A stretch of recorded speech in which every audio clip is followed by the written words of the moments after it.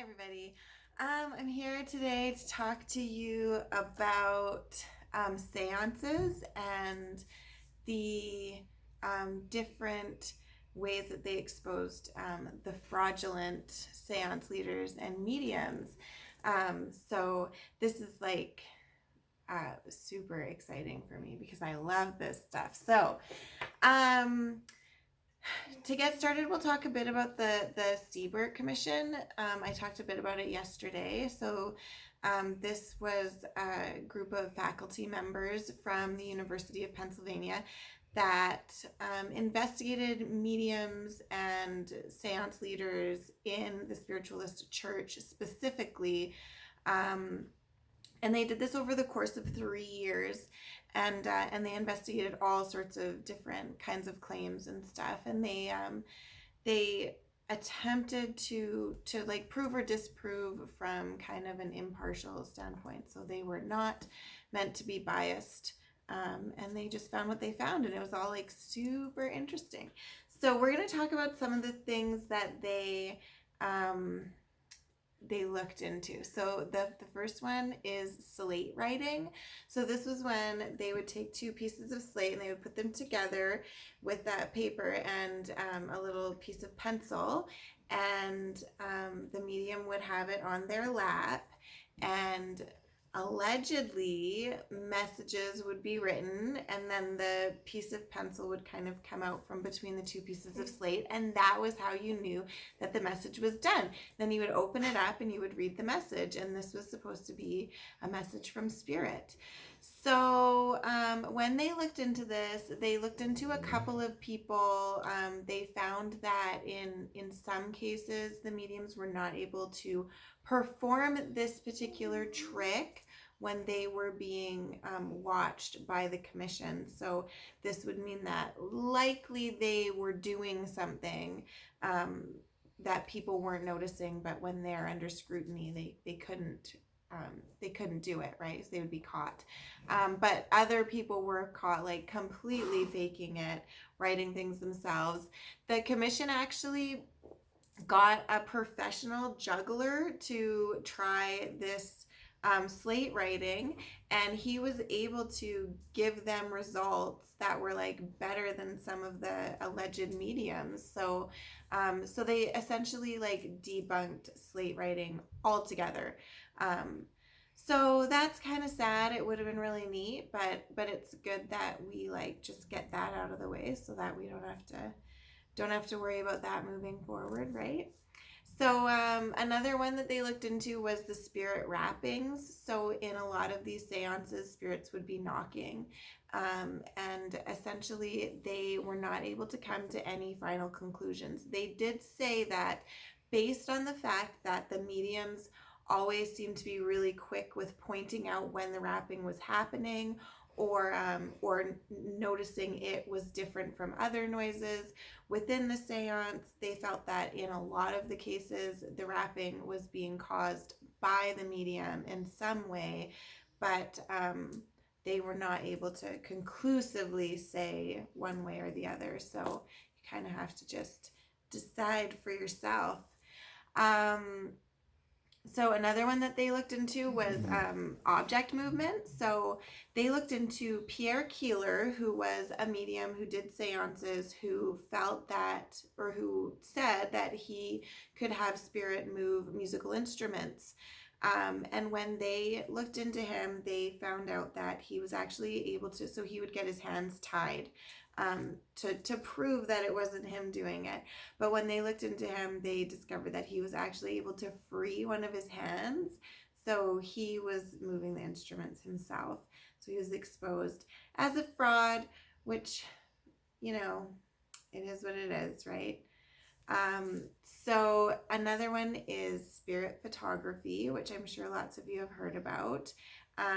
It was done in much the same way that regular photography was done at the time, like the portrait photography. However, the developed plates would end up having like weird shadow masses or things that looked like people, and families that would get these pictures done would often say that they felt it looked like their loved one that had passed away. So the Siebert Commission looked into William Keeler, who was a photographer at the time, who was taking these pictures. However, he wanted to charge them such a massive fee and put like such strict regulations on like how they could see what he did, that they felt that they wouldn't be able to really get any kind of conclusive results. But based on the fact that he was not really willing to work with them, they decided that most likely what was happening was fraudulent. So that is spirit photography. But even to this day, we take pictures and look for spirits in them. So this is something that, even though potentially spirit photography was debunked, we're still doing it.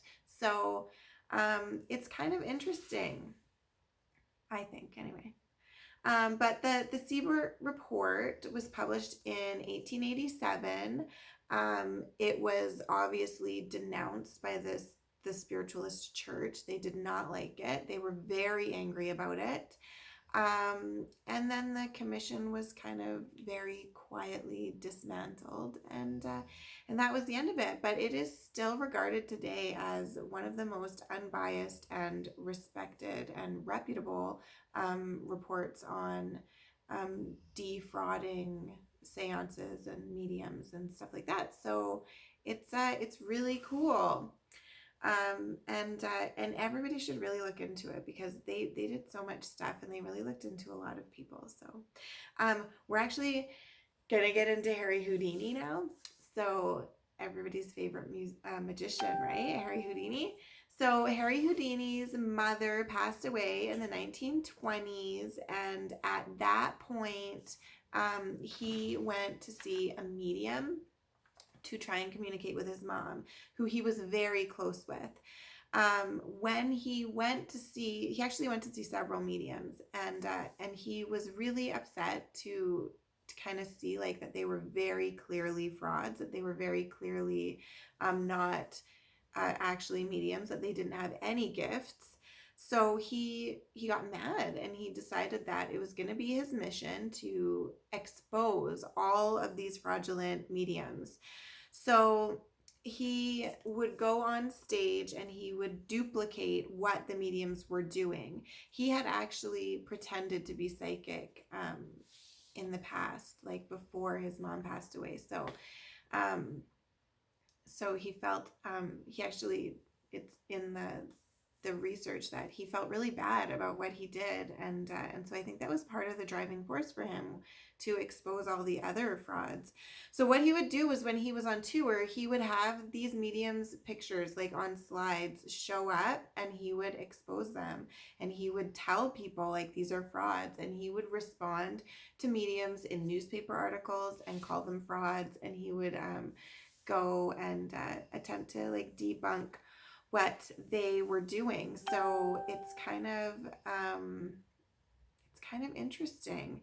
So another thing that he would do was he would dress up and go to seances and like gather evidence, and then when he felt like he had enough to expose the seance leader or the medium, he would pull his costume off and announce who he was, and tell all of the people that were in attendance what this person was doing and how they were a fraud.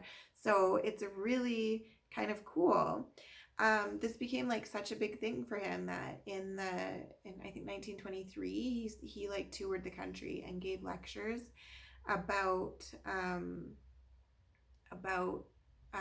how these people operate and what they do and stuff like that. So he also had a show that he traveled around with, where he offered people $10,000, which was like a ton of money then. Even now it's like kind of a lot. But he offered people $10,000 to be able to show him some kind of supernatural phenomena that he could not replicate on stage. And obviously this did not happen. And then when he passed away, his wife kind of continued what he was doing a little bit. His wife, Bess. So before he died, Harry Houdini made a pact with his friends that if he was able to, he would come back and communicate with them. And he gave his wife, Bess, a secret code that only he and her knew. And he told her when he died, if he was able to, he would somehow give that code through a medium to her. So after he died, she continued his work. She offered $10,000 to any medium that could give her this message from him, that could communicate with him. And she held a ton of seances in an attempt to do this.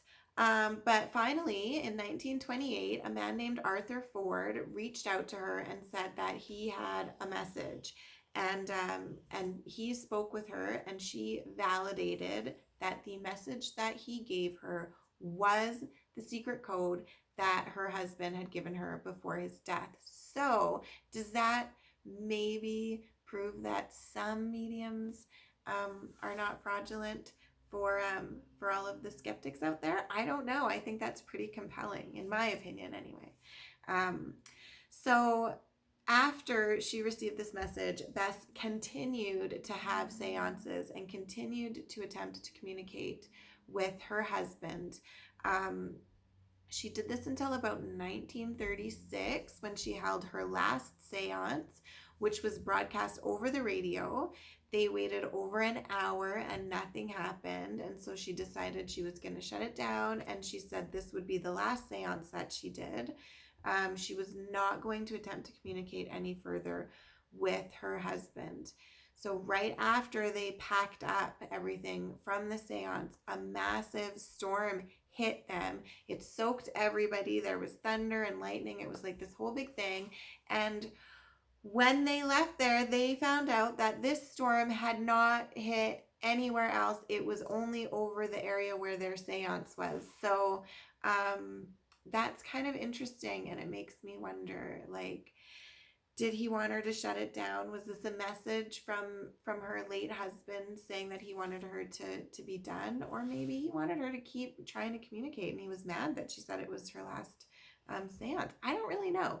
But Harry Houdini was an amazing magician. He was really good at what he did. He was really smart. And there's like so much to his story. I highly recommend people like read about him because he was really cool. And he did a lot to help people because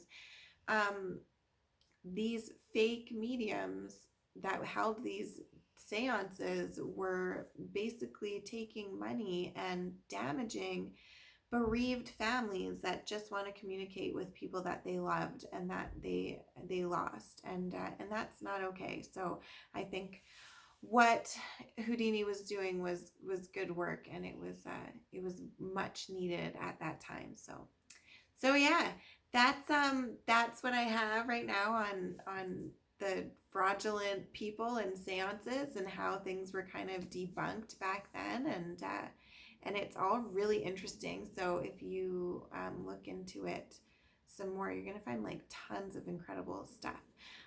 But in my next videos, we're going to start talking about the different kinds of seances and what they were used for and who did them and stuff like that. So it should be good. And if you have any questions, you can let me know. Any cool stories about seances that you held, let me know. And yeah, I'll talk to you guys next time on another video. Okay, thanks guys. Bye.